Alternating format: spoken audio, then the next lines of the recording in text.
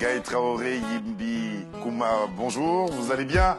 Oui, bonjour. Heureux de vous avoir sur ce plateau pour parler d'esclavage, pour parler de musique, pour parler en partie du peuple soniké. Quelle est votre définition, Traoré, du mot esclave?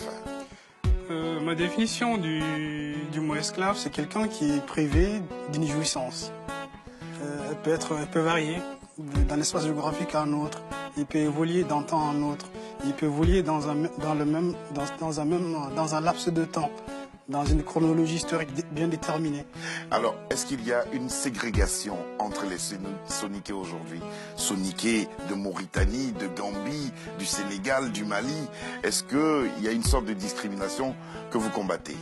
Ah oui, monsieur Serge, c'est pourquoi d'ailleurs on est là et on vous remercie de nous avoir donné la chance de parler pour avoir plus d'audience envers d'autres personnes qui ne connaissent pas cette communauté soniké.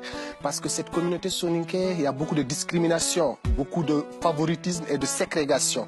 Donc, comme vous avez dit, l'esclavage, Guy vient de donner l'explication. Et donc, cet esclavage, il existe bel et bien dans la communauté soniké, même si ce n'est plus comme le mot, comment décrit dans le dictionnaire, mais c'est une autre forme aussi d'esclavage dans le milieu soniké. C'est dans le milieu soniké seulement ou c'est partout en Mauritanie? Non, c'est dans toutes les communautés mauritaniennes, hélas, on retrouve cette catégorisation. Chez la communauté arabo-berbère encore, on peut dire qu'on est au stade primaire de l'esclavage parce qu'il y a certaines catégories de personnes encore qui travaillent sans salaire, qui n'ont pas d'heures de repos, donc qui subissent... On va développer cela tout à l'heure. AMPS, qu'est-ce que ça veut dire? AMPS, c'est Association de ressortissants mauritaniens pour l'éradication des pratiques de l'esclavage et ses séquelles. Merci d'avoir accepté notre invitation. Il y aura de la musique grâce à vous. Et puis, nous allons encore nous installer de nouveau ici quand il sera 22h45 et face aux caméras d'Antoine Renoir. Nous allons tenter de comprendre tout cela.